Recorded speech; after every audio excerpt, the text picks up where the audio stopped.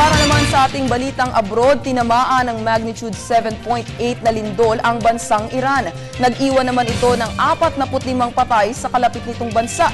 Ang Pakistan na naapektuhan rin ng lindol. Ang naturang pagyanig ay itinuturing ngayong pinakamalakas na lindol na tumama sa Iran sa nakalipas na 40 taon. Para sa detalye, balitaan mo kami, Jackie Sai.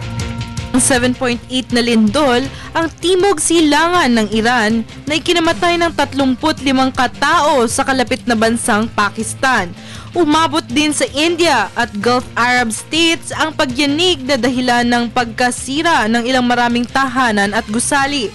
Ang pagyanig na ito ay itinuturing ngayong pinakamalakas na lindol na tumama sa Iran sa nakalipas na 40 taon.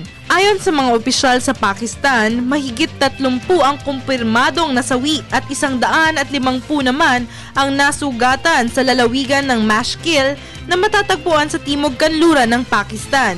Ayon pa sa mga otoridad, may ilan sa mga nasawi ay ang 3 babae at 2 bata na natabunan ng bahay sa Panjshir, Balochistan. Sabi naman ng opisyal sa Government Disaster Response Unit sa Quetta, Balochistan, Ali Imran, mahigit 5 ang nasawi sa bayan Panjshir. Nagpadala na ng army at helicopter ang Pakistan para mapaabot ang mga medical teams at gamot sa Mashkil, Pakistan.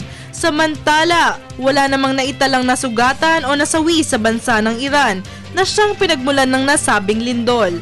Ayon sa Iranian Red Crescent official Morteza Moradipur, nagpadala na ng dog teams upang makatulong sa paghahanap ng mga survivors na pwedeng natabunan ng gusaling bumagsak. Inaasahan naman na dodoblehin ang paghahanda ng gobyerno ng Iran at kalapit na mga bansa sa mga sakuna gaya ng lindol. Dagdag pa rito, kailangan ng nasabing bansa na maging handa kapag natamaan ang kanilang nuclear power plant upang hindi maidamay ang iba pang mga bansa at upang walang madamay na inosenteng mamamayan. Para sa Telebisyon ng Bayan, Jackie Sai.